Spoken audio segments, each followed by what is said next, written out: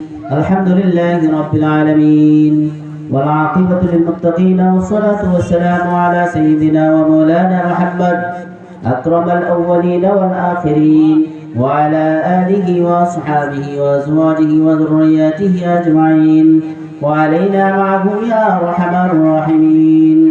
أما بعد فإن أصدق الحديث كتاب الله وخير الهدي هدي سيدنا مولانا محمد صلى الله عليه وسلم وشر الأمور محدثاتها وكل محدثة بدعة وكل بدعة ضلالة وكل ضلالة في النار. وبالسند المتصل منا إلى الإمام الحافظ الحجة أمير المؤمنين في الحديث أبي عبد الله محمد بن إسماعيل بن مغيرة إبراهيم بن مغيرة بن بردزبة الجعفي البخاري اليماني رحمه الله تعالى ونفعنا بعلومه وعلومهم أجمعين آمين يا رب العالمين. باب قول الله ونضع الموازين القسط ليوم القيامة وأن أعمال بني آدم وقولهم لوزن. وقال مجاهد القسطاس والعدل بالرومية ويقال القسط مصدر المقسط وهو العادل وأما القاسط فهو الجائر. وبه قال حدثنا أحمد بن أشكاف قال حدثنا محمد بن فضيل عن عمارة بن القعقاع عن أبي زرعة عن أبي هريرة رضي الله تعالى عنه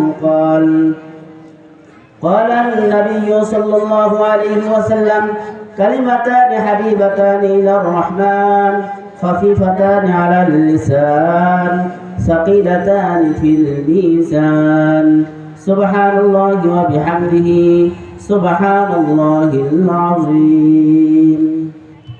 আলহামদুলিল্লাহ, আল্লাহ পাকের বড় মেহেরবানি যে আল্লাহ রাব্বুল ইজ্জত আমাদেরকে বুখারী শরীফের সর্বশেষ হাদিস এটা শোনার তৌফিক দান করলেন। বলুন আলহামদুলিল্লাহ। কোরআন শরীফের পরে সবচাইতে বিশুদ্ধতম কিতাবের নাম হইল সহিহুল বুখারী, বুখারী শরীফ। আজকে আমি তিনটি পর্বে আলোচনা করব। একটি আলোচনা হলো বুখারী শরীফ সম্পর্কে, এই কিতাবটা কেমন। আর একটা আলোচনা হলো যিনি বুখারী শরীফ রচনা করেছেন, সংকলন করেছেন, ইমাম বুখারী রাহিমাহুল্লাহ, তিনি কেমন ছিলেন। আর একটা আলোচনা হইল বুখারী শরীফের সর্বশেষ হাদিস, এই হাদিসের ব্যাখ্যাটা কি। এর আগে একটা কথা বলি যে বিভিন্ন মাদ্রাসায় যে খতমে বুখারী করা হয় এটার কারণ কি। আমার ক্ষুদ্র দৃষ্টিতে মনে হয় যে এটার কারণ দুইটা। একটা হলো বুখারী শরীফ খতম করে দোয়া করলে কবুল হয়, এই কবুলিয়তের দোয়ায় যেন আপনারা অংশ নিতে পারেন, এই জন্য মাদ্রাসা কর্তৃপক্ষ তারা খতমে বুখারীতে আপনাদেরকে দাওয়াত দেয়। কোরআন শরীফ খতম করে দোয়া করলে যেমন দোয়া কবুল হয়, বুখারী শরীফ খতম করে দোয়া করলেও দোয়া কবুল হয়। এটা একটা কথা। এই জন্য মাদ্রাসা কর্তৃপক্ষ আপনাদেরকে দাওয়াত দেয় যেন আপনারা এই মকবুল দোয়া অনুষ্ঠানে, যেখানে দোয়া কবুল হবে সেই অনুষ্ঠানে আপনারা আসতে পারেন। এই স্যার মোবাইল বন্ধ করো, এটা একটা মুসিবত। চতুর্দিকে মোবাইল, খালি ছবি তুলে ভিডিও করে। ছবি তোলার বিনা কারণে গুনাহের কাজ। মানুষ এটা মাথার ভিতরেই নেয়। ছোট ছোট ছাত্র মোবাইল নিয়ে ঘুরে, লেখাপড়া ধ্বংস। দ্বিতীয় আর একটা কারণ হইল হাদিসের ছাত্র হওয়ার সৌভাগ্য অর্জন করা। কারণ যারা হাদিস পড়ে বা পড়ায় এদের একটা সনদ থাকতে হয়। সনদ মানে পরম্পর সূত্র, অর্থাৎ আমি হাদিসটা কার কাছে পেয়েছি, তিনি হাদিসটা কোথায় পেয়েছেন। যেমন মিথ্যা কথা বলা মহাপাপ, এটা সব ধর্মে আছে। আপনি যদি কোনো খ্রিস্টানকে বলেন যে মিথ্যা বলা মহাপাপ, এ কথা সঠিক, তুমি কোথায় পাইলে? তুমি যার কাছে পেয়েছো সেই যে তোমার উস্তাদ, ওই উস্তাদ কার কাছে পাইছে, সেই উস্তাদ কার কাছে পাইছে, এভাবে ধারাবাহিক সূত্র বর্ণনা করে খ্রিস্টানরা তাদের নবী ঈসা আলাইহিস সালাম পর্যন্ত দেখাইতে পারবে না। কিন্তু আমরা মুসলমান ইমানদার যারা হাদিস পড়ায় তারা প্রত্যেকটা হাদিসের সূত্র জানে, যে হাদিসটা আমি পেয়েছি অমুক ওস্তাদের কাছে থেকে, তিনি পেয়েছেন অমুক ওস্তাদের কাছে থেকে। এভাবে হুজুর সাল্লাল্লাহু আলাইহি সাল্লাম পর্যন্ত ধারাবাহিক সূত্রের বর্ণনা প্রত্যেক মুহাদ্দিস দিতে পারে। এই সূত্রের ধারাবাহিকতার বর্ণনায় আমি হুজুর সাল্লাল্লাহু আলাইহি ওয়াসাল্লামের 30তম ছাত্র। সুবহানাল্লাহ। অর্থাৎ বুখারী শরীফের যে প্রথম হাদিস ইন্নামাল আমালু বিন্নিয়াত, এই হাদিস 29টা ওস্তাদের পরে আমি এই হাদিস পেয়েছি। অর্থাৎ নবী আলাইহিস সালামের আমি 30তম ছাত্র। বগুড়া কারবালা মাদ্রাসায় এবং চকসূত্রপুর মাদ্রাসায় যারা আমার কাছে বুখারী শরীফ পড়ে, এরা নবীর 31তম ছাত্র। আমার ছাত্রের কাছে যারা ভবিষ্যতে বুখারী শরীফ পড়বে তারা হবে নবীর 32তম ছাত্র। এইভাবে ধারাবাহিকভাবে কিয়ামত পর্যন্ত হুজুর সাল্লাল্লাহু আলাইহি সাল্লামের ছাত্রের ধারাবাহিক একটা সূত্র সংরক্ষিত আছে। এই হাদিস বর্ণনার এই ধারাবাহিক সনদ বা সূত্র যার কাছে নাই, তিনি হাদিস পড়ানোর যোগ্য নন, তিনি মুহাদ্দিস হইতে পারবেন না।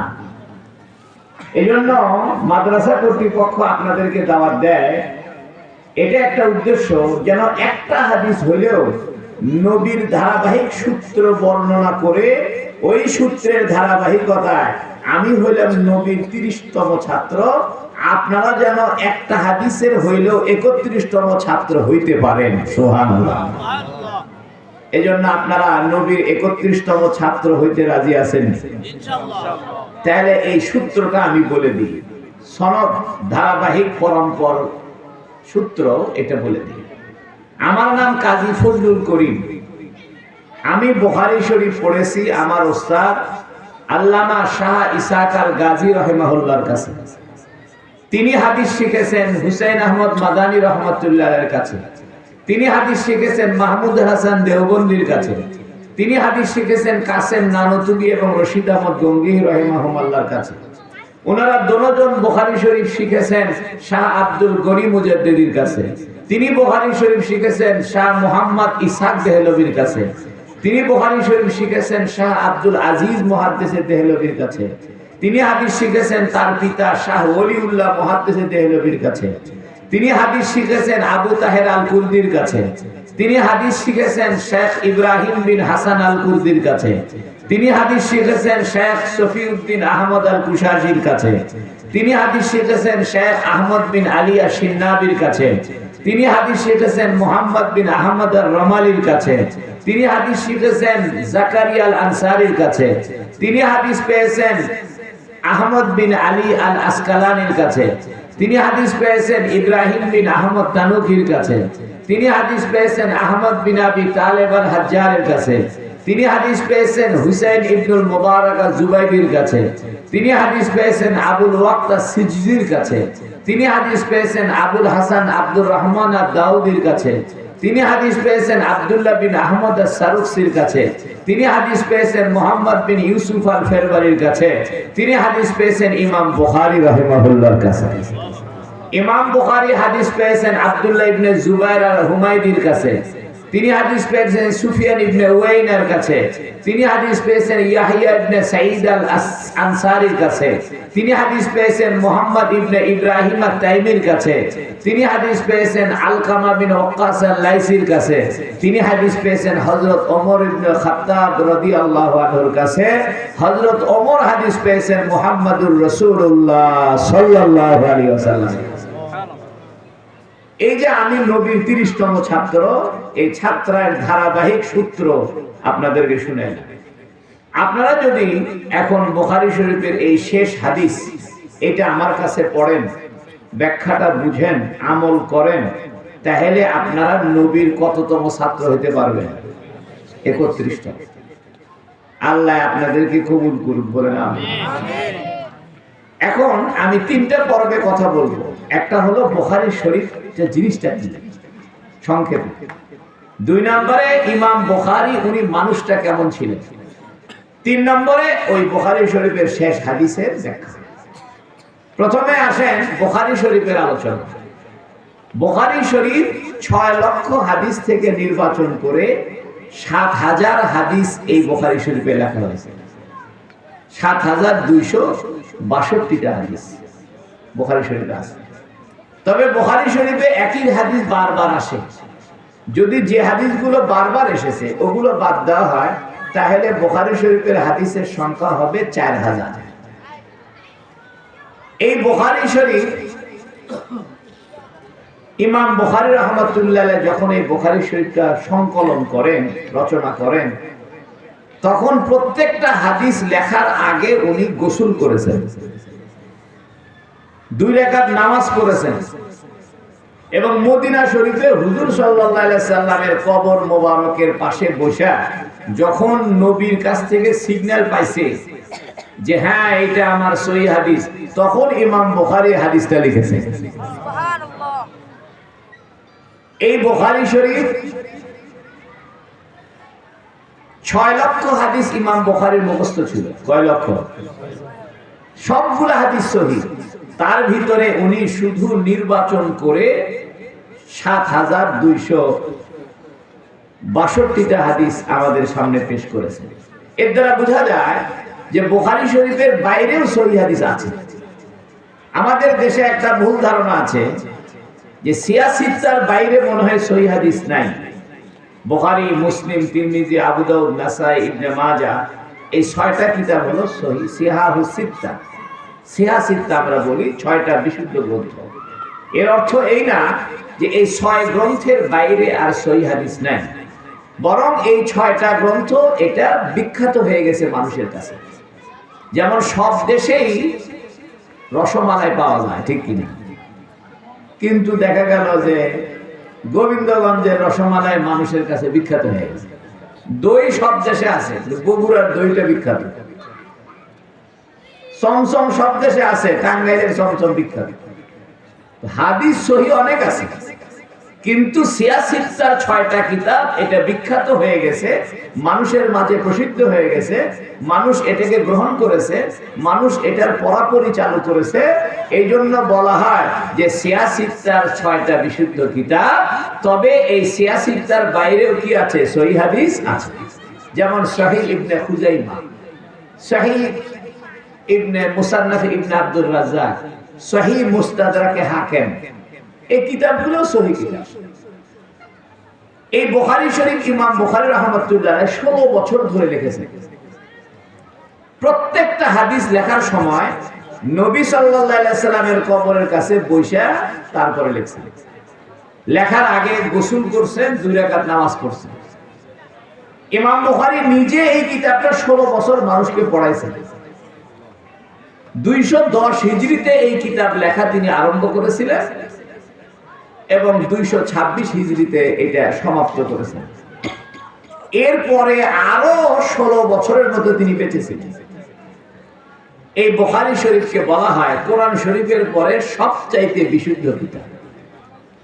এই বুখারী শরীফ খতম করে একজন আলেম মুহাদ্দিস বলেন যে আমার 100টা প্রয়োজন দেখা দিয়েছিল, গুরুত্বপূর্ণ প্রয়োজন, কঠিন কঠিন সমস্যা।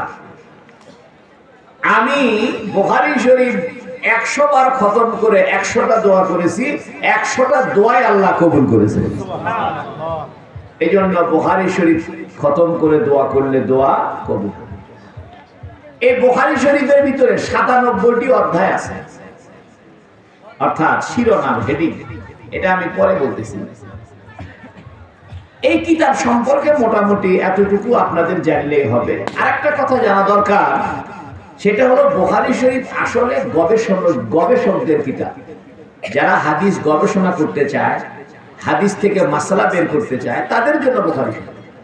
সাধারণ পাবলিকের জন্য আসলে রিয়াজুস সালিহিন, ফাইজুল কালাম, মিশকাত শরীফ, এগুলো সাধারণ পাবলিকও বুখারী শরীফ পড়তে পারে, কিন্তু কোনো একজন আলেমের নেতৃত্বে পড়তে হবে। তাছাড়া বুখারী শরীফে পরস্পর বিরোধী হাদিস আছে। এক হাদিসে আছে কুরবানির ঈদের পরে 3 দিনের বেশি গোশত খায়, আর এক হাদিসে আছে খাও। তো পরস্পর বিরোধী হাদিস থাকার কারণে এটা একটা গবেষণার দাবি রাখে। এই জন্য বুখারী শরীফ গবেষকদের কিতাব, মাসআলা বের করার মতো যোগ্যতা যাদের আছে, বিশেষজ্ঞ আলেমদের কিতাব হলো বুখারী শরীফ। ইমাম বুখারী রাহমাতুল্লাহ আলাইহি জন্মগ্রহণ করেছেন 194 হিজরি, ইন্তেকাল করেছেন 256 হিজরি। ইমাম বুখারীর জন্মের আগেই তার আব্বা মারা গেছে, এতিম ছিলেন। আমাদের নবীর যেমন জন্মের আগেই নবীর আব্বা আব্দুল্লাহ মারা গেছে, ইমাম বুখারীর একই অবস্থা। ইমাম বুখারীর নাম হলো মুহাম্মদ, আসল নাম মুহাম্মদ। বুখারী তো একটা এলাকার নাম, উজবেকিস্তানের একটা শহরের নাম বুখারা। তো ইমাম বুখারীর আসল নাম মুহাম্মদ, তার আব্বার নাম ইসমাইল, দাদার নাম ইব্রাহিম, পরদাদার নাম মুগীরা, তার বাপের নাম বারদিসবা, তার বাপের নাম বাজিজবা। ইমাম বুখারীর দাদা সর্বপ্রথম ইসলাম গ্রহণ করেছিল মুগীরার কাছে। দেখেন, ইমাম বুখারীর দাদার নাম ইব্রাহিম, ইমাম বুখারীর বাবার নাম ইসমাইল, ইমাম বুখারীর নিজের নাম মুহাম্মদ। আমাদের জাতির পিতার নাম ইব্রাহিম আলাইহিস সালাম, ইব্রাহিমের সন্তানের নাম ইসমাইল, আর ইসমাইলের বংশ থেকে আমাদের নবী মুহাম্মদুর রাসূলুল্লাহ সাল্লাল্লাহু আলাইহি ওয়াসাল্লাম। ইব্রাহিম, ইসমাইল, মুহাম্মদ, তিনটে নবীর নাম। ইমাম বুখারীর বাড়িতেও উনার বাপ দাদার নামও 3 নবীর নামে। উনার নিজের নাম মুহাম্মদ সাল্লাল্লাহু আলাইহি ওয়াসাল্লামের নামে মুহাম্মদ, উনার আব্বার নাম ইসমাইল, ইসমাইল নবীর নামে, উনার দাদার নাম ইব্রাহিম, ইব্রাহিম নবীর নামে। আল্লাহ আসলে এই পরিবারটাকে গ্রহণ করছে। এই জন্য ইমাম বুখারীর বাপ দাদা এবং তিনি 3 নবীর নামে তাদের নাম হয়েছে। ইমাম বুখারী 6 বছর বয়সে কোরআনের হাফেজ হয়েছে। কয় বছর? চিন্তা করেন তো, 6 বছর বয়সের ছেলে কাপড় চোপড় পরা শিখে নেয়। এত মেধা ছিল তার। উনার বয়স যখন 11 বছর, তখন 70,000 হাদিস মুখস্থ করছে।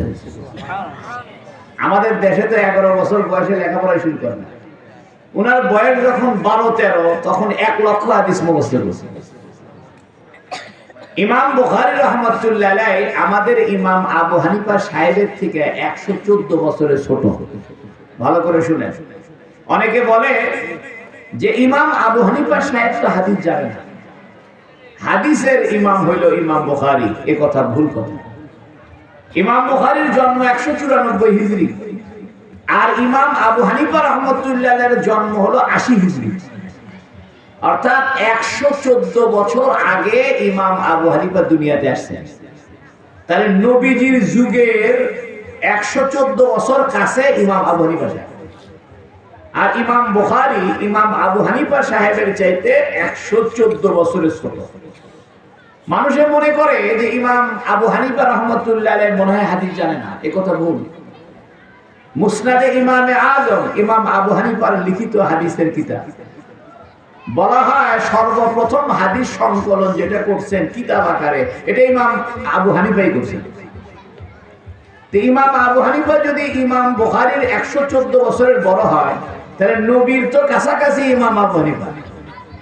আসলে ঘটনা হয়েছে কি, ইমাম আবু হানিফা মানুষের সমস্যার সমাধানের কাজে লেগেছিলেন, অর্থাৎ মাসলা মাসাইলের কাজে উনি পারদর্শী ছিলেন।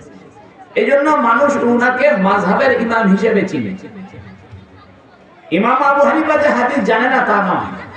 আর ইমাম বুখারী যখন জন্ম 194 হিজরি, অর্থাৎ 3য় শতাব্দীর শুরুতে, তখন মাসলা মাসাইলের গবেষণার যুগ শেষ। তখন প্রয়োজন দেখা দিয়েছিল হাদিসগুলোকে কিতাব আকারে সংকলন করো। এই জন্য ইমাম বুখারী হাদিসের মুহাদ্দিস হিসেবে প্রসিদ্ধ হয়ে গেছে। তাছাড়া ইমাম আবু হানিফা সাহেব ইমাম বুখারীর চাইতে কোনো অংশে কম না। ইমাম বুখারীরা ছিলেন 2 ভাই। উনার নাম ছিল মুহাম্মদ, উনার ভাইয়ের নাম ছিল আহমদ। উনি বলেন যে আমি ছোটবেলায় আমার আব্বার লাইব্রেরিতে খেলাধুলা করে বড় হয়েছি। ইমাম বুখারী উনি বলেন যে আমি ছোটবেলায় বড় হয়ে দেখি আমার বাড়িতে একটা বড় লাইব্রেরি। উনার আব্বা ইসমাইল বড় আলেম ছিলেন। এখান থেকে বোঝা যায় আমাদের বাড়িতে ইসলামী লাইব্রেরি থাকা দরকার। এখন বহু আলেম পাওয়া যায়, সে আলেমের বাড়িতেও কিতাবাদি নেই। পাবলিকের বাড়িতে তো ধর্মীয় বই নাই। ইমাম বুখারী বলেন, আমি ছোটবেলায় খেলাধুলা করছি লাইব্রেরির ভিতরে, অর্থাৎ আমার বাড়িতে হাজার হাজার বই ছিল, ওর ভিতরে আমি ঘোরাঘুরি করতাম। ওই ঘোরাঘুরি করে খেলতে খেলতে বই খাতার প্রতি আমার মহব্বত সৃষ্টি হয়েছে। ইমাম বুখারী বলেন যে আমার আব্বা জীবনে একটা হারাম ইনকাম করেনি, এই জন্য হারাম টাকা দিয়ে বড় আলেম হওয়া যাবে না। ইমাম বুখারী বলেন, আমি জীবনে কারো গীবত করিনি, আমার সারা জীবনে আল্লাহর কাছে গীবত করার কোন অভিযোগ আমাকে কেউ দিতে পারবে না। ইমাম বুখারী হজ করছেন 16 বছর বয়সে। কয় বছর বয়সে? জীবনটা দেখে। 6 বছর বয়সে হাফেজ হয়েছে, 11 বছর বয়সে 70,000 হাদিস মুখস্থ করছে, 12 থেকে 13 বছর বয়সে 1 লক্ষ হাদিস মুখস্থ করছে। তারপরে 16 বছর বয়সে হজ করছে। মায়ের সাথে গেছিলেন, 2 ভাই উনি সহ হজ করতে গেছেন। হজ করতে গিয়ে দেখে মক্কা শরীফে বড় বড় আলেম, বড় বড় মুহাদ্দিস। তো উনি উনার মাকে বলতেছে, আম্মা আমি আর বোখারাতে ফিরে যাব না, আমি এখানেই থেকে গেলাম। সুবহানাল্লাহ। এই 16 বছর বয়সের একটা যুবক ছেলে থেকে গেছে মক্কাতে। মক্কা শরীফে 2 বছর ছিলেন টানা, তারপরে মদিনা শরীফে ছিলেন 2 বছর, তারপরে সিরিয়া, ইরাক, মিশর, এই সমস্ত অঞ্চলে আরো 2 বছর ছিলেন। সব মিলে দীর্ঘ 6 বছর বাড়িতে যাননি। দীর্ঘ 6 বছর মক্কা, মদিনা এবং আরবের বিভিন্ন দেশে থেকে তিনি হাদিস সংগ্রহ করেছেন। ইমাম বুখারী ছোটবেলায় চোখ অন্ধ হয়ে গেছিল, দেখেন। তো ওনার আম্মা খুব বুজুর্গ মানুষ ছিল, এটা মহিলা মাদ্রাসা, তো মহিলাদের জানা দরকার। তো ইমাম বুখারী যখন ছোটবেলায় চোখ অন্ধ হয়ে গেছে, তখন ওনার আম্মা তাহাজ্জুদ করে দোয়া করতেন যে আল্লাহ, ছেলেটার বাপও নাই, অন্ধ হয়ে গেল, একটু দোয়া ভালো করে দেন। হঠাৎ একদিন স্বপ্নে দেখে যে ইব্রাহিম আলাইহিস সালাম উনি আয়েশা ইমাম বুখারীর হাতে চোখে হাত দিয়ে বলতেছে, এই ছেলে তোমার চোখ ভালো হয়ে যাবে, ঘুম থেকে ওঠো। পরের দিন ঘুম থেকে উঠে দেখে চোখ ভালো হয়ে গেছে, মায়ের দোয়ার কারণে। এই জন্য মায়ের দোয়া একটা মানুষের জীবনে আলেম হওয়ার জন্য, রিজিক পাওয়ার জন্য, হায়াত পাওয়ার জন্য, দৌলত পাওয়ার জন্য, সম্মান পাওয়ার জন্য দরকার। এই জন্য মহিলারা যদি ভালো হয়ে যায়, সন্তানটা ভালো হবে। এই জন্য ইমাম বুখারীর মা এত বড় বুজুর্গ ছিলেন যে স্বপ্নে দোয়া করে ইব্রাহিম আলাইহিস সালামের স্বপ্নে দেখে চোখ ভালো হয়েছে।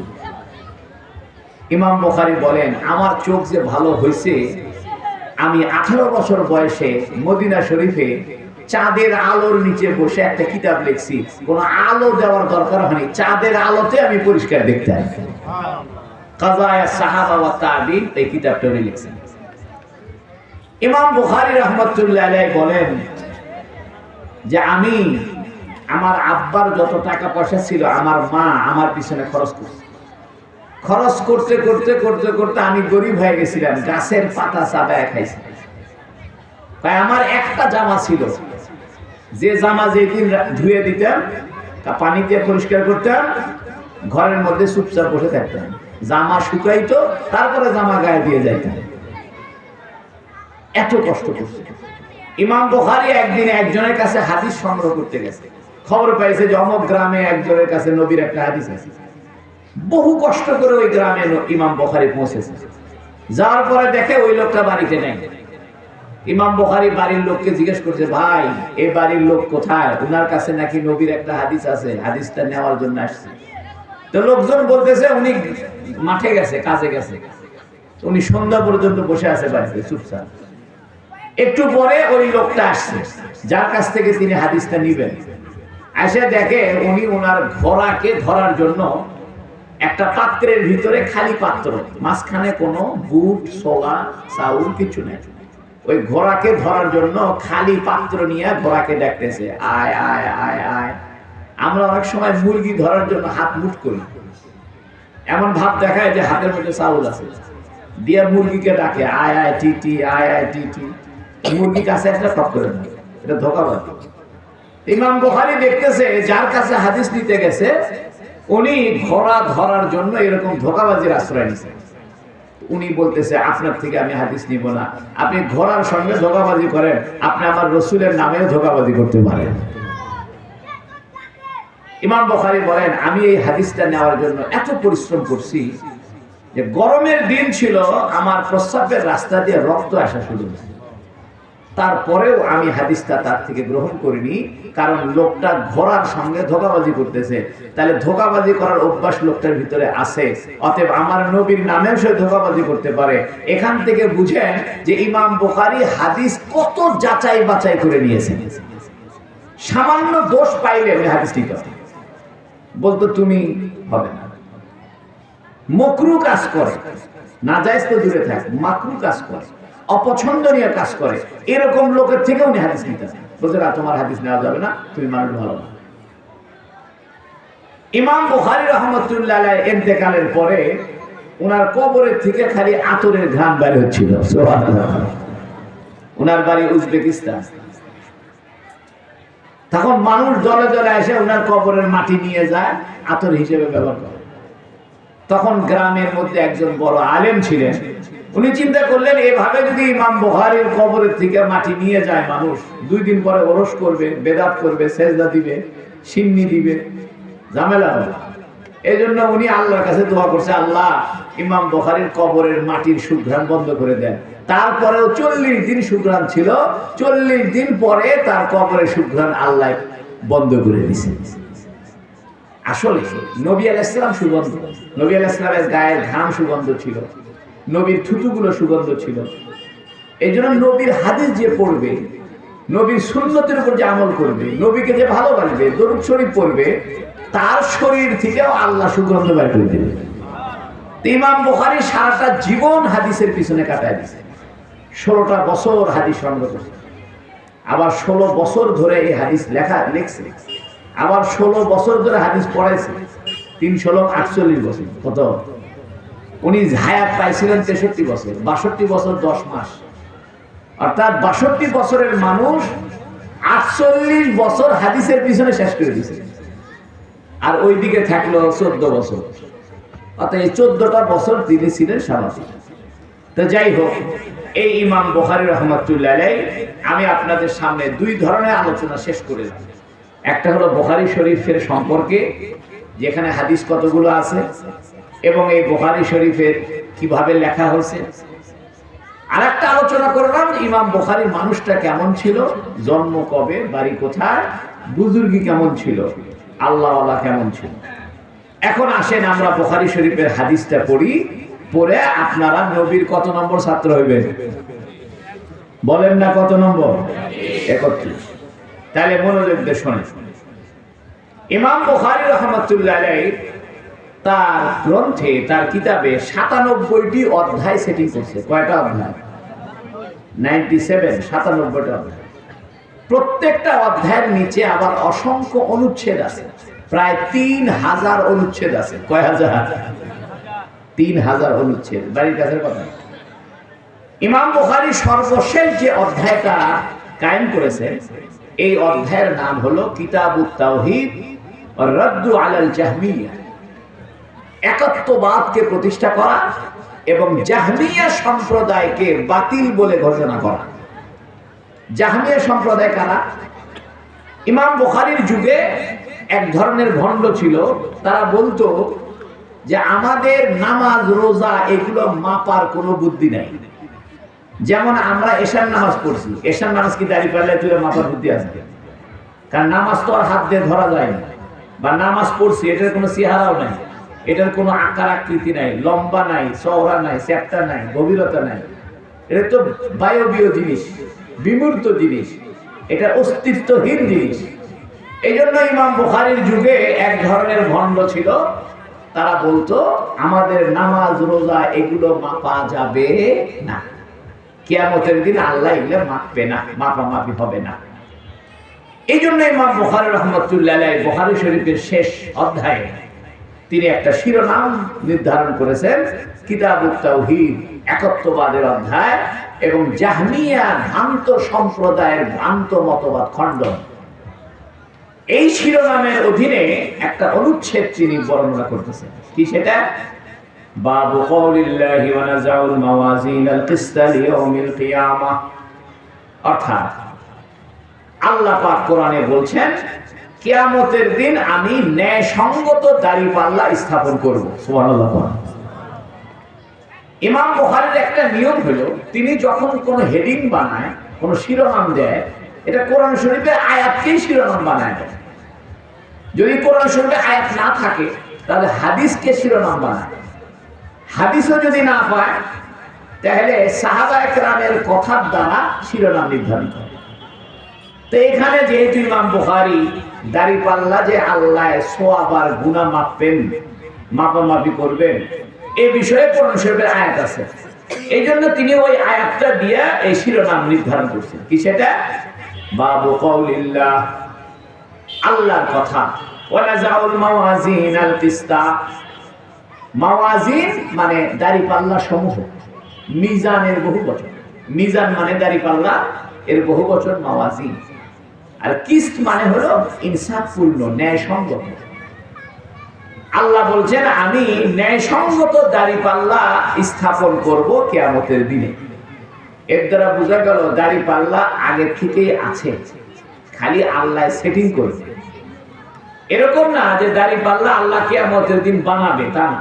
দাড়িপাল্লা বানানো হয়ে আছে, শুধু এটা জনসম্মুখে সেটিং করবে কোন দিন? কিয়ামতের দিন।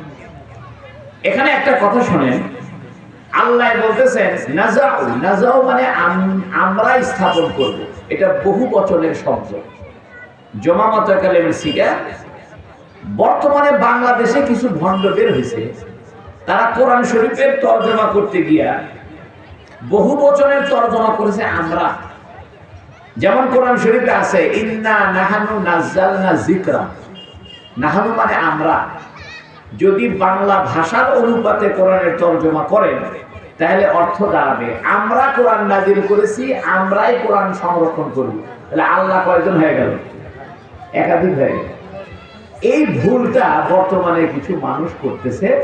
তারা কোরআন শরীফের গ্রামার না বুঝে, কোরআন শরীফের আরবি ভাষার ঢং, স্টাইল এটা না বুঝে ডিকশনারি দেখে দেখে তর্জমা করতেছে।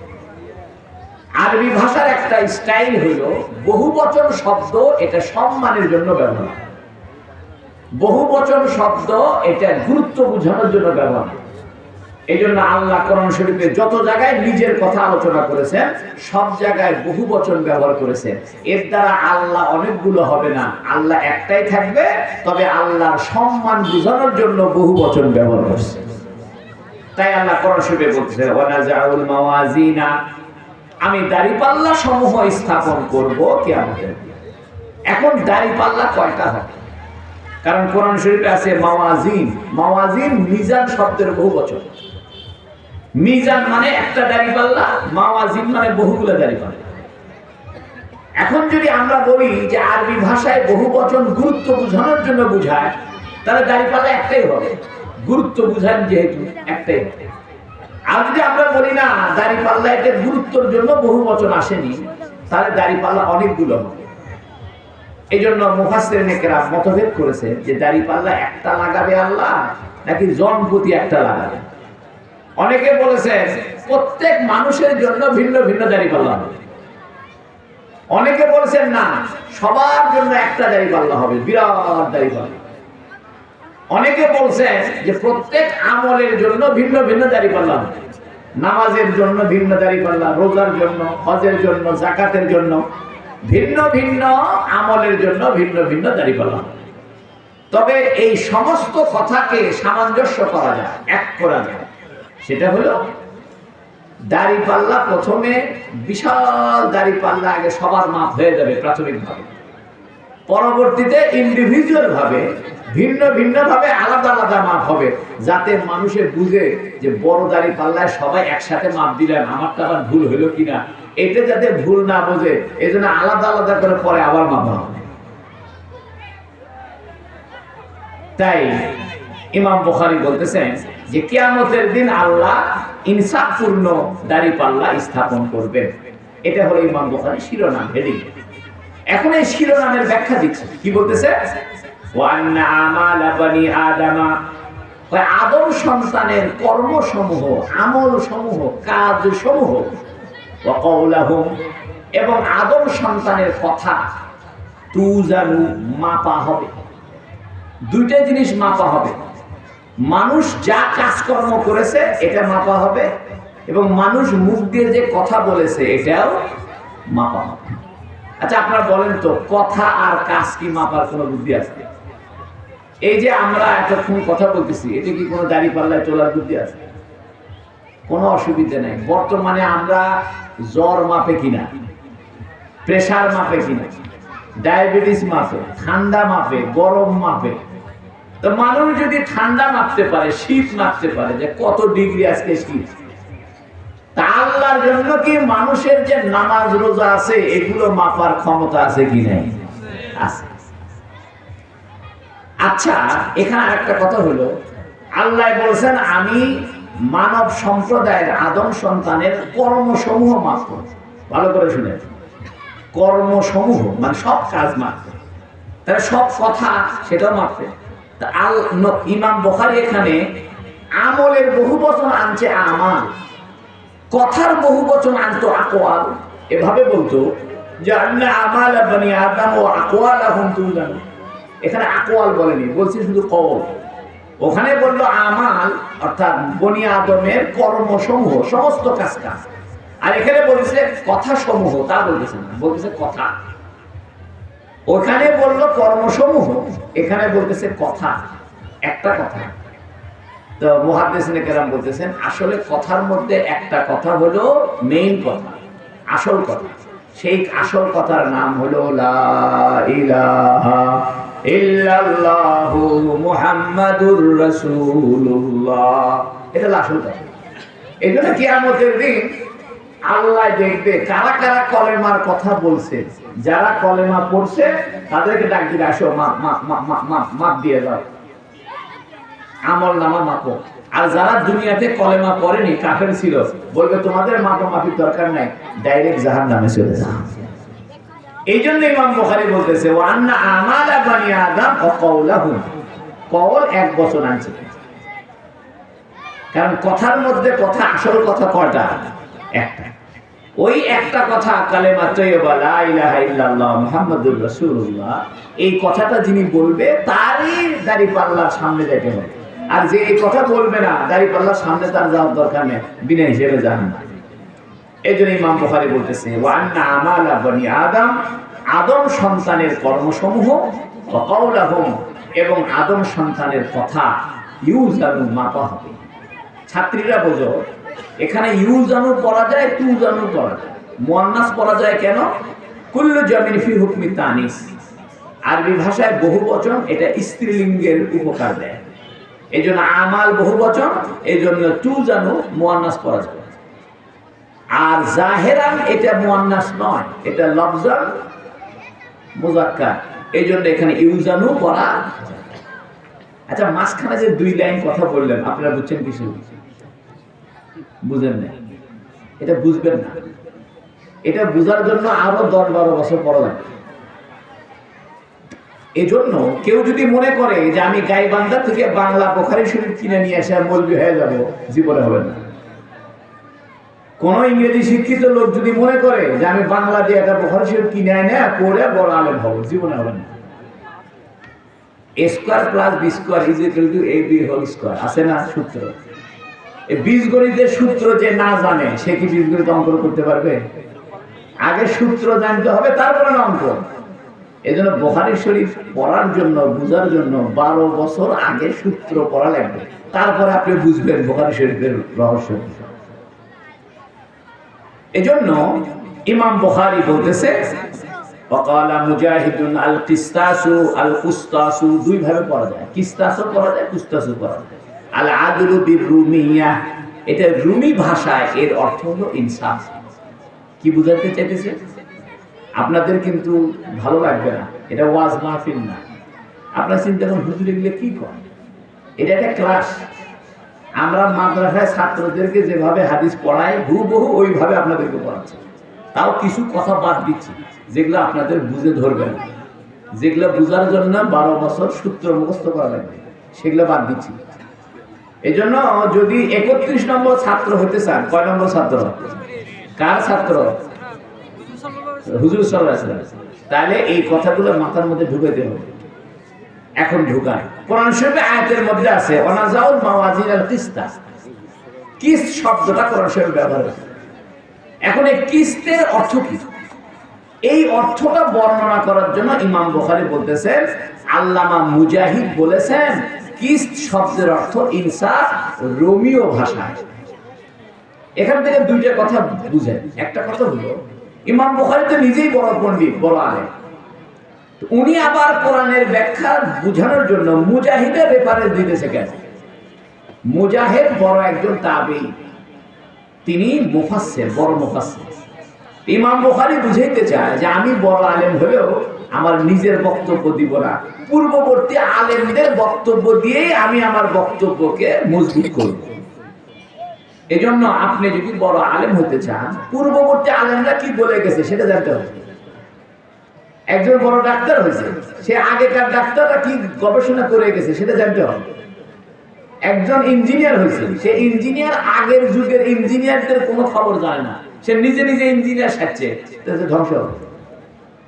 এই জন্য আপনি যদি মনে করেন যে আগের যুগের আলেমদের বক্তব্য না জেনেই, তাদের গবেষণা না জেনেই আমি বড় আলেম হব, আপনি ধ্বংস করবেন। বর্তমানে তাই হচ্ছে। ইংরেজি শিক্ষিত ভাইয়েরা আলেমদেরকে পাত্তা দিচ্ছেন না, কোথায় আলেমরা কি তবলিগ করেছে, আমরা না তবলিগ করি। এই কথা বলে পাবলিককে আলেমদের কাছ থেকে বিচ্ছিন্ন করে দিচ্ছেন।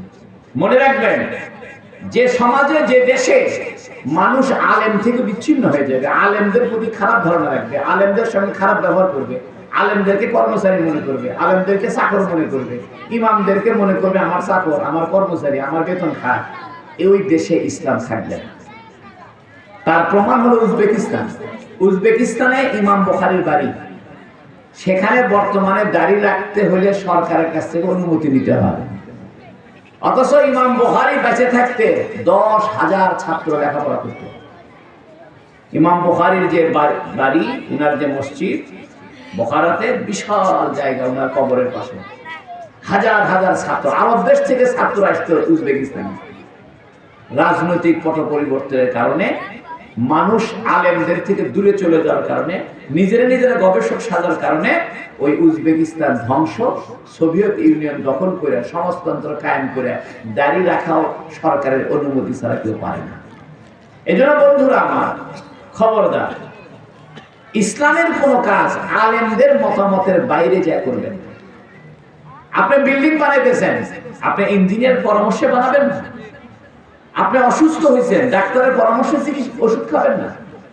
আপনি আদালতে কেস হয়েছে, আপনি উকিল সাহেবের পরামর্শই তো চলবেন। তাহলে আপনি ধর্মীয় কাজ করবেন, পীরগিরি করবেন, তবলিগ করবেন, ইসলামী রাজনীতি করবেন, ইসলামী বই খাতা লিখবেন, তাহলে আলেমদের পরামর্শই তো করতে হবে। আর আপনি যদি বলেন যে না আমি তবলিগ করব, আলেমদেরকে আমি দেখতে পাই না, আলেমরা খারাপ, আলেমরা চিল্লা দেয়নি, আলেমরা ছাল দেয়নি, আলেমরা চিল্লা দেয়নি, তাহলে আপনি মরবেন। ফ্যাক্টরির মালিক কখনো মালপত্র রাস্তায় রাস্তায় বিক্রি করে না। যে ফ্যাক্টরিতে সিলভারের পাতিল তৈরি হয়, ওই ফ্যাক্টরির মালিক কি পাতিল কান্দে করে নেন, ঘরে ঘরে বেচে, ঘরে ঘরে বিক্রি করে হলো ফেরিওয়ালা, আর ফ্যাক্টরির মালিক তৈরি করে। আলেমরা কোরআন হাদিস গবেষণা করে মাদ্রাসায় করছে, সেখান থেকে আপনি মাল নিয়ে যায় ডেলিভারি দিবেন, ঘরে ঘরে তবলিগ করবেন। এখন আপনি ফ্যাক্টরির বিরুদ্ধে রাখছেন, আপনি বলতেছেন মাদ্রাসা বন্ধ করো, মাদ্রাসা হুজুরা খারাপ, হুজুরা বেতন নিয়ে পড়ায়, হারাম খায়, হুজুরা ইমামতি করে টাকা নেয়, হারাম খায়। আপনি এগুলো বলতে বলে পাবলিকের অন্তরে আলেমদের প্রতি বিচ্ছিন্ন করে দিচ্ছেন, ভবিষ্যৎ খারাপ হবে। এই জন্য ইমাম বুখারী উনি বলতেছেন, আমার কথা নয়, মুজাহিদের কথা। মুজাহিদ একজন মুফাসসির।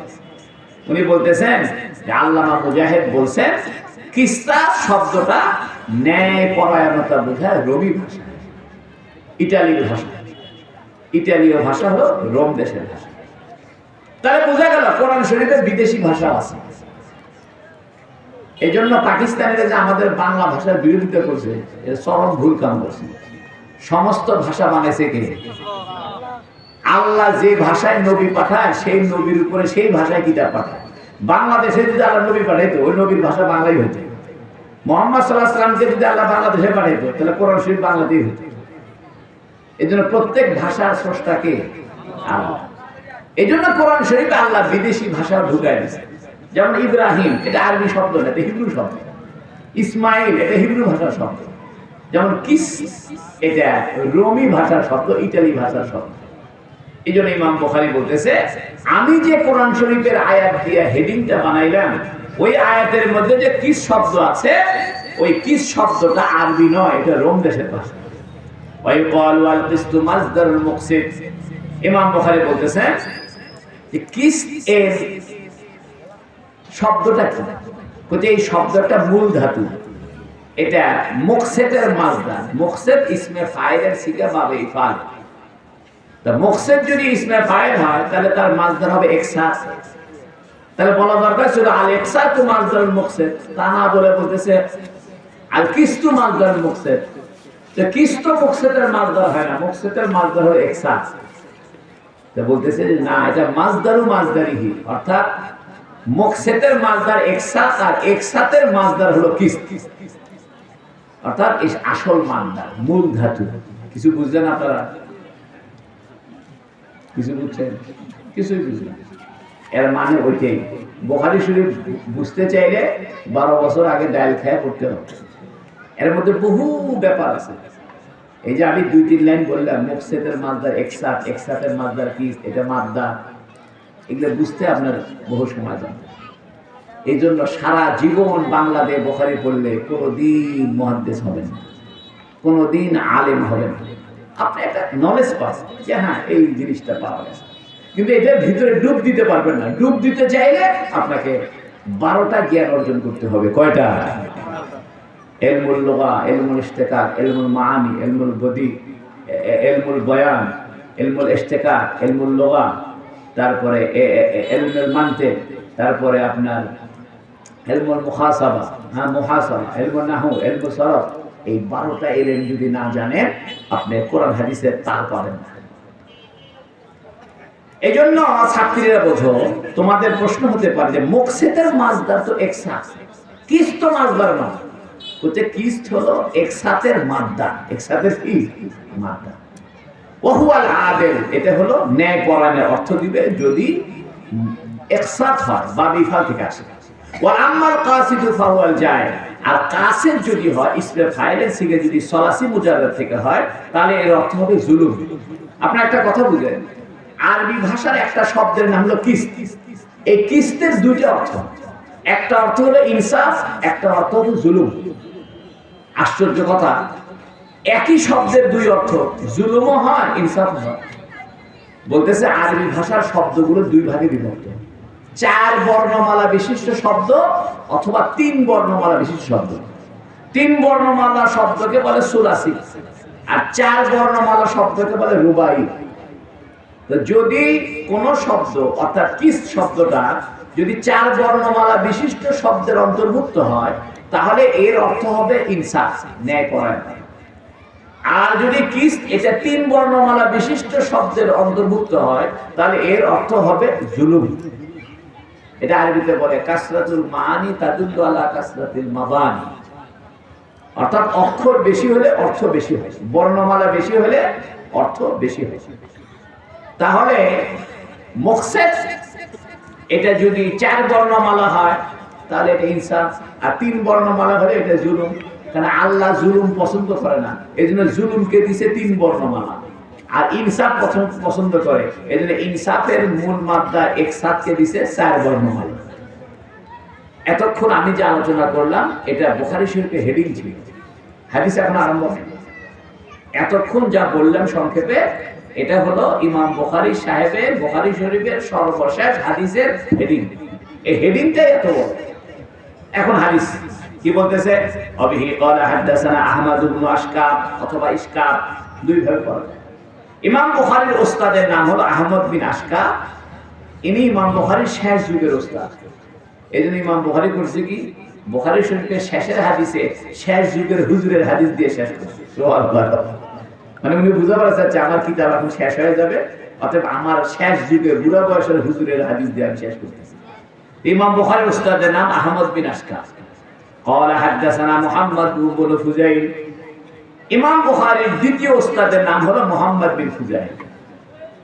মুহাম্মদ বিন ফুজাইলের উস্তাদের নাম হলো আন উমারা বিন কাকা। এটা ইমাম বুখারীর তৃতীয় উস্তাদ। ইমাম বুখারীর চতুর্থ উস্তাদ হলো আন আবি জুরা, আবু জুরা। আবু জুরার উস্তাদের নাম হলো আন আবি হুরায়রা, হযরত আবু হুরায়রা রাদিয়াল্লাহু আনহু। তাহলে আবু হুরায়রা ইমাম বুখারীর কয় নম্বর উস্তাদ? 5 নম্বর। আবু হুরায়রার উস্তাদ হলো মুহাম্মাদুর রাসূলুল্লাহ সাল্লাল্লাহু আলাইহি ওয়াসাল্লাম। অর্থাৎ ইমাম বুখারী রাসূলকে পাইছে 6 ধাপে। কয় ধাপে? ইমাম বুখারী তার উস্তাদ আহমদ বিন আশকার 1 নম্বর, 2 নম্বরে মুহাম্মদ বিন ফুজাইল, 3 নম্বরে উমারা বিন কাকা, 4 নম্বরে আবু জুরা, 5 নম্বরে আবু হুরায়রা, 6 নম্বরে মুহাম্মাদুর রাসূলুল্লাহ। তাহলে মুহাম্মদ রাসূলের সাল্লাল্লাহু আলাইহি ওয়াসাল্লামের কয় নম্বর ছাত্র ইমাম বুখারী? 6 নম্বর ছাত্র। আমি কয় নম্বর? 30। আপনারা কয় নম্বর? 31 নম্বর। আগামীতে আমার ছাত্রের কাছে যারা বুখারী শরীফ পড়বে এরা কয় নম্বর হবে? 32। দেখেন, ইমাম বুখারী হলো রাসূলুল্লাহ সাল্লাল্লাহু আলাইহি ওয়াসাল্লামের 6 নম্বর ছাত্র, আর ইমাম আবু হানিফা রাসূলুল্লাহর 3 নম্বর ছাত্র। সুবহানাল্লাহ। অর্থাৎ ইমাম আবু হানিফা সাহেব রাসূলুল্লাহর খুব কাছে। কারণ ইমাম বুখারীর চাইতে 114 বছরের বয়সে বড় কে? আবু হানিফা সাহেব। এজন্য আবু হানিফা সাহেবের সাথে রাসূলের যোগাযোগ কাছাকাছি।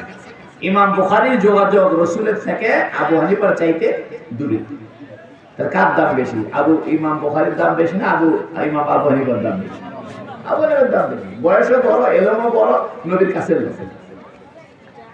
এই আবু হুরায়রা রাদিয়াল্লাহু আনহু বলতেছেন, ক্বালান নবী সাল্লাল্লাহু আলাইহি ওয়াসাল্লাম, নবী সাল্লাল্লাহু আলাইহি ওয়াসাল্লাম বলেছেন। কি বলেছেন? এই হাদিস শুরু হচ্ছে। এতক্ষণ তো হাদিসের সূত্র গেল, এখন হাদিসটা বলতেছেন। কালিমাতানে হাবিবাতানে ইলার রহমান। 2টি বাক্য এমন আছে যা দয়াময়ের কাছে খুব প্রিয়। কার কাছে প্রিয়? দয়াময় না, দয়াময়ের কাছে, রহমানের কাছে।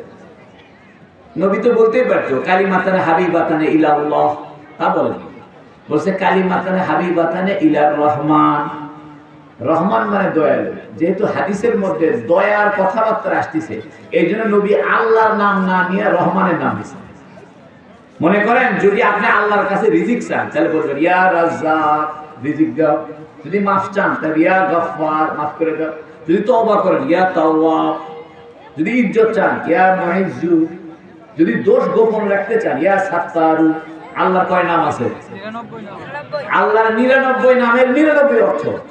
যে অর্থ সংশ্লিষ্ট দোয়া আপনি করবেন, ওই অর্থ সংশ্লিষ্ট নাম ধরে ডাকলে দোয়াটা বেশি কবুল হবে। এজন্য এই হাদিসের মধ্যে যেহেতু রহমতের ব্যাপার আছে, এই জন্য ইমাম বুখারী হুজুর সাল্লাল্লাহু আলাইহি সাল্লাম আল্লাহর নাম না নিয়ে রহমান নামটা দিয়েছেন। সেজন্য বলতেছে কালিমাতানে হাবিবাতানে। 2টা বাক্য খুব প্রিয়। কার কাছে? রহমানের কাছে। ইলার রহমান। মাশাআল্লাহ, তুমি তো দেখি বুঝতেছো। তুমি মাযহাব করলে তো কামে হচ্ছে। মাযহাব পড়োনি? হায় রে, এজন্য মাদ্রাসায় পড়ার জন্য ব্রেন লাগে। ব্রেন না থাকলে মাযহাব করে লাভ নেই। লাভ আছে, মুয়াজ্জিন হবে, ইমাম হবে, কিন্তু ভালো আলেম হওয়ার জন্য তুখার ব্রেন লাগে। মানুষের মনে করে যে ডাক্তার ইঞ্জিনিয়ার হওয়ার জন্য খুব ব্রেন লাগে। মৌলবি হওয়ার জন্য যেটা মরা, ল্যাংড়া, কানা, খোরা, ওকে দিছে মাদ্রাসা। তা ভালো আলেম করতে পারবে। যার ব্রেন ভালো ওকে দিছে ডাক্তারি করবে। আর যাই মরা, যেমন আমি মরা, আমি ছোটবেলায় মরেই যাওয়ার লাগছিলাম হাঁপানি রোগে। আমার বাপে কইছিল মরেই যায়, মাদ্রাসা দেয়। দিছে জানি মাদ্রাসায় 41 টাকা দিয়ে ভর্তি করছে। 1 টাকা ভর্তি ফরম, 40 টাকা বিদ্যুৎ বিল। ওই 78 সালে জানি মাদ্রাসা ভর্তি, 78-79 কত বছর। এই জন্য আপনারা আপনাদের ব্রেনই ছেলেটাকে মাদ্রাসায় দিবেন, তাহলে জগৎ ভালো আলেম পাবে। আপনি ল্যাংড়া কানা ধরাকে দিয়েছেন মাদ্রাসায়, ভালো মৌলবি করতে হবে। এই জন্য দেখেন কালিমাতানে হাবিবাতানে ইলার রহমান। 2টি বাক্য খুব প্রিয়। কার কাছে? রহমানের কাছে। তাহলে আপনাদের আগ্রহ হচ্ছে না কেন 2টি বাক্য কি? নবী কাছে দাঁড়াও। খাফিফাতানে আলাল লিসান। জিহ্বার মধ্যে খুব পাতলা, জিভের মধ্যে কি পড়তে বেশি কষ্ট নেই। তাহলে বলি দেখি কি দুটি বাক্য আল্লাহর কাছে খুব প্রিয়, রহমানের কাছে প্রিয় কি? নবীকে দাও সাকিলাতান ফিল মিজান, দাড়ি পাল্লার মধ্যে খুব ভারী। আল্লাহু আকবার। ওই যে জাহমিয়া সম্প্রদায় দাড়ি পাল্লা মানে না, মনে আছে না আপনাদের? যে জন্য ইমাম বুখারী এই অধ্যায়টা সৃষ্টি করেছে, কিতাবুত তাওহীদ ওয়া রাদ্দু আলাল জাহমিয়া, জাহমিয়াদের বিরোধিতা করার জন্য। এই জন্য ইমাম বুখারী এমন একটা হাদিস আনছে যে হাদিসের দ্বারা ওই জাহমিয়া সম্প্রদায়ের বিরোধিতা হয়। সেই জন্য ইমাম বুখারী বলতেছে নবীর হাদিস দুটি বাক্য খুব প্রিয় রহমানের কাছে। তো এটাই শেষ না, জবানে পড়তে খুব পাতলা, কষ্ট হয় না। আরো ছেড়ে শেষ না, কিয়ামতের দিন দাড়ি পাল্লায় খুব ভারী হবে, ওজন হবে। এখন বাক্য দুটা কি? এটা হলো হাদিসের মূল টার্গেট। এই মূল টার্গেট ওই বাক্য দুটো নবী বলে দিচ্ছেন। আমার সঙ্গে আপনারা পড়েন সুবহানাল্লাহি ওয়া বিহামদিহি সুবহানাল্লাহিল আযীম, সুবহানাল্লাহি ওয়া বিহামদিহি সুবহানাল্লাহিল আযীম। এটার অর্থ কি? এটার অর্থ বলে আমি শেষ করি। সুবহানাল্লাহি ওয়া বিহামদিহি ওয়া সুবহানাল্লাহিল আযীম। সুবহানাল্লাহ একটা হলো সুবহানাল্লাহ, একটা হলো আলহামদুলিল্লাহ। ভালো করে শুনেন, স্পষ্ট চিনি আপনাদের। সুবহানাল্লাহ বলা হয় নাকেসাতকে দূর করে প্রশংসা করলে এটা হয় সুবহানাল্লাহ। নাকেসাত মানে ত্রুটি। আল্লাহকে প্রশংসা করতেছেন, কোনো ত্রুটি নাই, তাহলে এটা হবে সুবহানাল্লাহ। যেমন একটা মানুষকে আপনি বলতেছেন লোকটা খুব দানশীল, এটা হাবাচক শব্দ দিয়ে প্রশংসা করবেন। আর যদি বলেন লোকটা কৃপণ নয়, কথা কিন্তু একই। ভালো করে খেয়াল করেন, আপনি বলতেছেন লোকটা দানশীল, আবার বলতেছেন লোকটা কৃপণ নয়, কতটা একই। যে কৃপণ হয় না সেই তো কি হয়, দানশীল হয়। কিন্তু না, পার্থক্য আছে। লোকটা দানশীল এটা আপনি হাবাচক শব্দ দিয়ে, গুণবাচক শব্দ দিয়ে, দানশীল শব্দ দিয়ে প্রশংসা করছেন। আর বলতেছেন লোকটা কৃপণ নয়। কৃপণ শব্দটা কি ভালো না খারাপ? খারাপ শব্দকে দূর করে দিয়ে প্রশংসা করছে। যদি আল্লাহর অনুপযুক্ত খারাপ শব্দ, ত্রুটিযুক্ত শব্দকে সরিয়ে দিয়ে প্রশংসা করেন, তার নাম হয় সুবহানাল্লাহ। যেমন আল্লাহ ঘুমায় না, এটা সুবহানাল্লাহ, মানে আল্লাহর ঘুমের দোষ নেই। আল্লাহ খাওয়া দাওয়া করে না, এই খাওয়া দাওয়ার দোষ আল্লাহর ভিতরে নেই। আল্লাহর স্ত্রী নাই, এটা সুবহানাল্লাহ। আল্লাহ আসমান বানাইছে, আলহামদুলিল্লাহ। কথা বুঝতেছেন? আল্লাহ আসমান বানাইছে, এটা কি আল্লাহর দোষের কথা না গুণের কথা? এটা আলহামদুলিল্লাহ। আর আল্লাহর স্ত্রী নাই, এটা দোষের কথা। স্ত্রী থাকা কি দোষ? এই জন্য ত্রুটি যদি মুক্ত করে আল্লাহর প্রশংসা করেন, সেটার নাম হয় সুবহানাল্লাহ। আর যদি প্রশংসা সূচক শব্দ দিয়ে আল্লাহর গুণগান গান, সেটা হবে আলহামদুলিল্লাহ। যদি বুঝে থাকেন বলেন তো, আল্লাহ আসমান বানাইছে, আলহামদুলিল্লাহ। সূর্য বানাইছে, চন্দ্র বানাইছে, আল্লাহ ঘুমায় না, আল্লাহর স্ত্রী নাই, আল্লাহর বেটা নাই, আল্লাহর শরীক নাই, আল্লাহর পায়খানা পেশাব নাই। তাহলে দোষ মুক্ত করে প্রশংসা করলে হয় সুবহানাল্লাহ। আর গুণবাচক বিষয় দিয়ে প্রশংসা করলে হয় আলহামদুলিল্লাহ। এটা একটা পার্থক্য, আরো 4টা পার্থক্য আছে, এগুলো বুঝতে আপনাদের কষ্ট হবে। মানে সুবহানাল্লাহ আর আলহামদুলিল্লাহর মধ্যে পার্থক্য আছে 4টা। আলহামদুলিল্লাহ হওয়ার জন্য জবান থেকে হতে হবে, আলহামদুলিল্লাহ হওয়ার জন্য ইখতিয়ারি হতে হবে, অর্থাৎ যেটা আপনার অধিকারে আছে। যাই হোক, ইমাম বুখারী যে হাদিসটা আনছেন, রাসূলুল্লাহ সাল্লাল্লাহু আলাইহি ওয়াসাল্লাম এই হাদিসের মধ্যে বলতেছেন দুটা বাক্য খুব প্রিয় কার কাছে? রহমানের কাছে। রহমানের কাছে। এই বাক্য দুটো জবানের মধ্যে খুব হালকা, তবে কিয়ামতের দিন দাড়ি পাল্লায় দিলে কি হবে? ভারী হবে। বাক্য দুটো কি? আমার সঙ্গে বলেন সুবহানাল্লাহি ওয়া বিহামদিহি সুবহানাল্লাহিল আযীম। এর মানে সুবহানাল্লাহ, আল্লাহর প্রশংসা করছি। প্রশংসা মানে আল্লাহ ত্রুটি মুক্ত ঘোষণা করতেছি। সুবহানাল্লাহ মানে কি? ত্রুটি মুক্ত ঘোষণা করা। আল্লাহ ত্রুটি নাই, আল্লাহর কোনো দোষ নাই, সেটা আমি ঘোষণা করে দিচ্ছি। এর নাম সুবহানাল্লাহ। আর ওয়া বিহামদিহি, হামদুন মানে আল্লাহর প্রশংসা আছে। এইজন্য আপনি যখন বলেন ওয়া বিহামদিহি মানে আল্লাহর গুণগান আছে। এই জন্য দেখেন আশ্চর্য বিষয় তো সুবহানাল্লাহ কাহিনী, কারণ আল্লাহর জন্য স্ত্রী থাকা এটা আশ্চর্য কথা না, আল্লাহর জন্য ঘুম আসে যাওয়া এটা আশ্চর্য কথা। এই জন্য সুবহানাল্লাহর আরেক অর্থ আশ্চর্য। এই জন্য সূরা বনী ইসরাঈলের শুরুতে আছে সুবহানাল্লাযী আসরা বিআবদিহি লাইলাম মিনাল মাসজিদিল হারাম। কি আশ্চর্য কথা, আল্লাহ তার বান্দাকে রাতের বেলা সফর করেছে মক্কা থেকে বাইতুল মুকাদ্দাস। এখন দেখেন অন্য হাদিসের মধ্যে আছে কোন ব্যক্তি যদি এই সুবহানাল্লাহি ওয়া বিহামদিহি সুবহানাল্লাহিল আযীম এই দোয়াটা পড়ে সমুদ্রের ফেনা পরিমাণ গুনাহ আল্লাহ তাআলা মাফ করে দিবে। সুবহানাল্লাহ। এই দোয়ার মধ্যে সুবহানাল্লাহ দুইবার আছে, বিহামদিহি একবার আছে। এর মানে শুরুতেও আছে সুবহানাল্লাহ, শেষেও আছে সুবহানাল্লাহ। তাহলে মানে আল্লাহর শুরুতেও দোষ নাই, শেষেও দোষ নাই। আচ্ছা তার শুরুতেও দোষ নাই, শেষেও দোষ নাই, মাঝখানে কি দোষ আছে? এই জন্য মাঝখানে বিহামদিহি ঢুকায় দিয়েছে। এই জন্য সুবহানাল্লাহি ওয়া বিহামদিহি সুবহানাল্লাহিল আযীম, শুরুতেও সুবহানাল্লাহ, শেষেও সুবহানাল্লাহ, মাঝখানে কি আলহামদুলিল্লাহ। এই জন্য বন্ধুরা আমার, এই যে দাঁড়িপাল্লায় ভারী হবে, কি কারণে ভারী হবে? ওই ইখলাসের কারণে।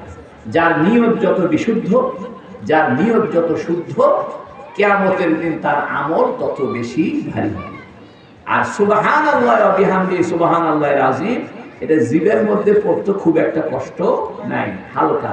এই জন্য আজকে থেকে নিয়ত করেন, রাস্তা দিয়ে যাইতে, চলতে ফিরতে, উঠতে বসতে, আমার মা বোনেরা, আমার মহিলা মাদ্রাসার ছাত্রীরা, তাদের অভিভাবিকেরা, তাদের আত্মীয় স্বজন, বাবা মা, মাইকের আওয়াজ যতদূর যায় সবাই হাদিসের উপর আমল করবেন।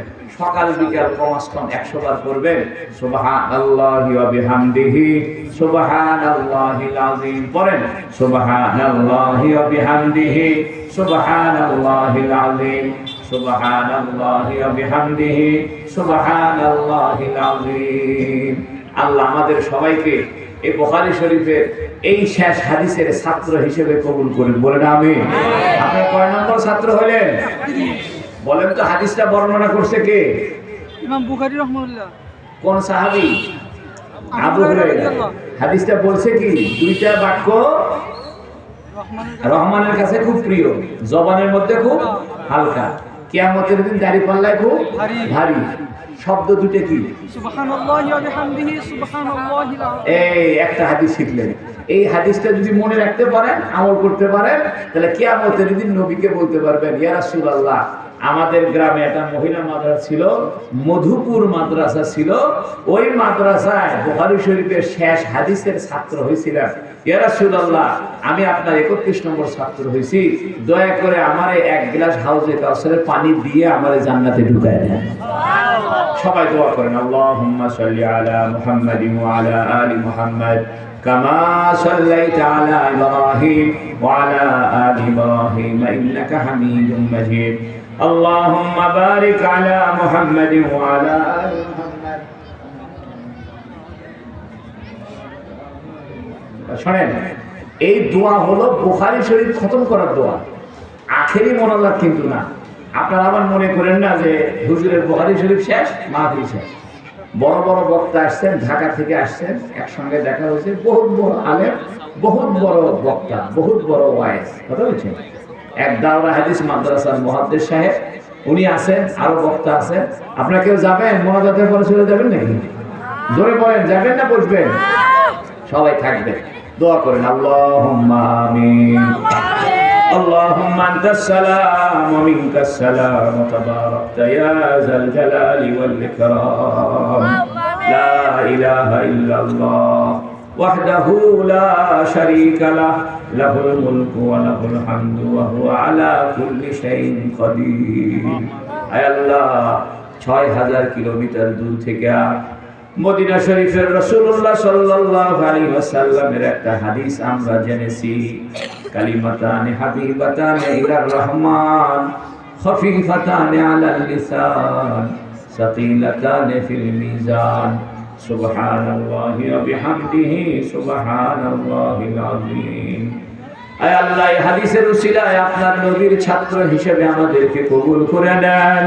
কাল কিয়ামতের ময়দানে নবী যেন আমাদেরকে দেখে চিনে যায়, বলে তোমরা তো গাইবান্ধার মধুপুর এলাকার মানুষ, তোমরা আমার একটা হাদিস পড়ছিলে ঈশার নামাজের পরে জুমার রাত্রিতে, আয় আল্লাহ নবীজি যেন আমাদেরকে চিনে যায় আর আমাদের জন্য হাউজে কাউসারের পানি দান করে। আল্লাহ রবরে আমার, বুখারী শরীফ খতম করে দোয়া করলে দোয়া কবুল হয়। আমি বড় ফকির, ইলমের ফকির, আমলের ফকির, আখলাকের ফকির, মাল ও দৌলতের ফকির। ইয়া আল্লাহ বড় আশা করে আপনার দরবারে হাত তুলেছি, দয়া করে আমাদের জিন্দেগীর সকলের সমস্ত গুনাহ খাতা মাফ করে দেন হে আল্লাহ। হে আল্লাহ আমাদের অনেকের আব্বা নাই, আম্মা নাই, বাপে কত কষ্ট করে লেখাপড়া শিখাইলো, মায়ে কষ্ট করে রান্না বান্না করে খাওয়াইছে। আল্লাহ আমাদের মা বাবার কবরকে জান্নাতের টুকরা বানায়া দাও। হে আল্লাহ এই মাদ্রাসাকে কবুল করো। মাদ্রাসার যিনি প্রতিষ্ঠাতা ছিলেন তিনি ইন্তেকাল করেছেন, হে আল্লাহ তাকে আপনি জান্নাতের বাগান বানায়া দেন। মাদ্রাসার কমিটির ভাইদেরকে, সভাপতি, সেক্রেটারি, ক্যাশিয়ার সহ সমস্ত সদস্যবৃন্দকে কবুল করেন। এ মাদ্রাসার ওস্তাদদেরকে কবুল করেন, মাদ্রাসার এলাকাবাসীরা কবুল করেন, ছাত্রীদেরকে কবুল করেন, এখানে বালক শাখাও আছে ছেলেদেরকে কবুল করেন। এই ছাত্রীরা যারা আজকে দাওরায়ে হাদিস পড়লো তাদের আব্বা আম্মাকে কবুল করেন। ইয়া আল্লাহ আমাদের সবাইকে হজ করার তৌফিক দান করেন, মদিনা শরীফের জিয়ারত নসিব করেন। যে রসুলের হাদিস পড়লাম সেই রসুলকে স্বপ্নে দেখায় দিয়ে রে আল্লাহ। ইয়া আল্লাহ মদিনা শরীফে আমাদের দুর্গ সালামটুকু পৌঁছায়া দেন। আসসালাতু ওয়াসসালামু আলাইকা ইয়া রাসূলুল্লাহ, আসসালাতু ওয়াসসালামু আলাইকা ইয়া হাবিবাল্লাহ। ইয়া আল্লাহ আমার তো কোনো এলম নাই, আখলাক নাই, কাব্বারানি মওতুল কুবারা, বড়দের মধ্যেও আমাকে বড় বানায় দিছে। আল্লাহ দয়া করে মায়া করে আমারে মাফ করে দেন আল্লাহ। আমার গুনাহের কারণে আমার উপর রাগ করবেন না। আপনি যদি আমার উপর রাগ হয়ে যান আমি কোথায় যাব, কার কাছে যাব? আপনি ছাড়া আমার কোনো অভিভাবক নাই, আপনি ছাড়া আমার কোনো আশ্রয় নাই, আপনি ছাড়া আমার কোনো ঠিকানা নাই। হে আল্লাহ আপনি তো আমার পরিকল্পনা গ্রহণকারী, আপনি তো আমার সংরক্ষণকারী, আপনি তো আমার সৃষ্টিকারী, আপনি তো আমার রিজিক দাতা। হে আল্লাহ আমি আপনার দরবার ছাড়া কোথাও যাব না। হে আল্লাহ দুনিয়ার ফকির এক দরজায় না পাইলে আরেক দরজায় যায়। হে আল্লাহ আমি আপনার এমন ফকির, আপনার দরজা ছাড়া আর কোন দরজায় যাব না। হে আল্লাহ, হে আল্লাহ শুরুতে যে সমস্ত মুহাদ্দিসিনে কেরামের কথা বলেছি, 30 জন ওস্তাদের কথা বলেছি, এই 30 জন ওস্তাদের সকলের ইলম ও রূহানি ফয়েজ আমাদের কলমে জারি করে দেন। হে আল্লাহ, হে আল্লাহ যে মেয়েরা আজকে হাদিস শেষ করলো তাদেরকে নেককার পরহেজগার স্বামীর ব্যবস্থা করে দিয়েন। হে আল্লাহ তাদের সংসারকে সুখময় করে দিয়েন। হে আল্লাহ যে মেয়েরা হাদিস পড়লাম বা হাদিস শুনলাম, হে আল্লাহ আমাদের সবাইকে মদিনা শরীফের জিয়ারত বারবার নসিব করে দেন। মদিনা শরীফে আমার জন্য একটা কবরের জায়গা করে দেন। হে আল্লাহ যাদের বাড়ি ঘর নাই বাড়ি ঘর বানায় দেন, যারা অসুস্থ সুস্থ করে দেন, যারা অভাবী অভাব দূর করে দেন, যারা ঋণগ্রস্ত ঋণ পরিশোধ করে দেন। হে আল্লাহ আজকের হাদিসের দরসের খতমে বুখারীর মাহফিলকে কামিয়াব করে দেন, কবুল করে নেন। হে আল্লাহ মাইকের আওয়াজ যতদূর যায় অনেকে অনেকের মনের নেক মাকসাদ নিয়ে হাত তুলেছে। হে আল্লাহ বুখারী শরীফ খতম করে দোয়া কবুল হয়। হে আল্লাহ আমাদের যেটা যেটা দরকার সব দরকারগুলো আপনি পূরণ করে দেন। রমজান চলে আসতেছে, রজব মাস চলতেছে। আল্লাহুম্মা বারিক লানা ফি রজব ওয়া শাবান ওয়া বাল্লিগনা রমাদান। ইয়া আল্লাহ রমজানে বাইতুল্লাহর জিয়ারতের ব্যবস্থা করে দেন, হজের মৌসুমে হজের ব্যবস্থা করে দেন। এ মাদ্রাসার সমস্ত প্রয়োজন গায়েবের খাজানা থেকে পূর্ণ করে দেন। ইয়া আল্লাহ আপনার রাসূলের সুন্নাত মতো চলার তৌফিক দান করেন। রাসূলুল্লাহ সাল্লাল্লাহু আলাইহি ওয়াসাল্লামকে স্বপ্নে জিয়ারত করায় দেন।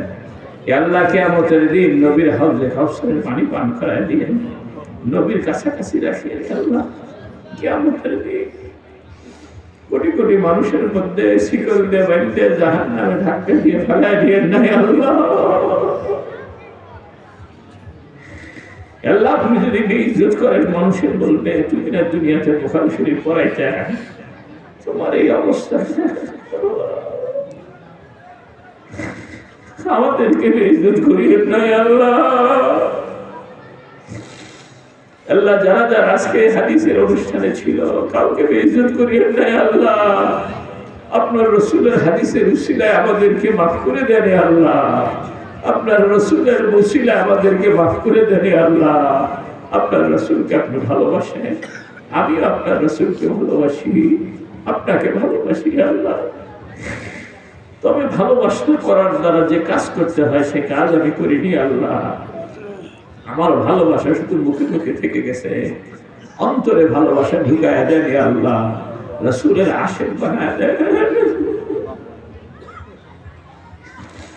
রাসূলের আশিক বানায় দেন, রাসূলের সুন্নতের আশিক বানায় দেন, জিকির করার বানায় দেন। কিয়ামতের দিন দাড়িপাল্লা ভারী বানায় দিয়ে সুবহানাল্লাহি ওয়া বিহামদিহি সুবহানাল্লাহিল আযীম। আপনার রাসূল বলেছেন এই দোয়াটা কিয়ামতের দিন দাড়িপাল্লাকে ভারী বানায় দিবে। ইয়া আল্লাহ আমাদের দাড়িপাল্লাকে ভারী বানায় জান্নাতে দিয়ে রে আল্লাহ। যে ভাইদেরকে সাথে নিয়ে আজকে বুখারী শরীফের হাদিস পড়া হলো, সব ভাইদেরকে জান্নাতের বাজারে আমাদেরকে দেখা সাক্ষাৎ করে দিয়ে মানুষে বলবে হুজুর আপনারা আমাদের মধুপুরে আসছিলেন। ইয়া আল্লাহ আমাদের সবাইকে জান্নাত দিয়ে আমরা যেন জান্নাতে আবার একসাথে মিলিত হতে পারি। আমাদের আত্মীয় স্বজন ভাই ব্রাদার পাড়াপড়শি সবাইকে একসাথে জান্নাতে রাখিয়ে নিয়ে আল্লাহ।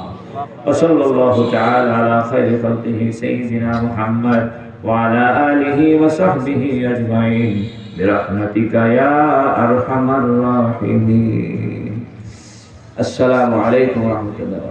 এখনই মাহফিল শুরু হবে আবার, আপনারা সবাই বসেন। ওই স্যারটা নিয়ে সমাধান এটাতে দিয়ে দিয়ে নাম সাইন করে দিচ্ছি, একটা নাম লিখে দিই।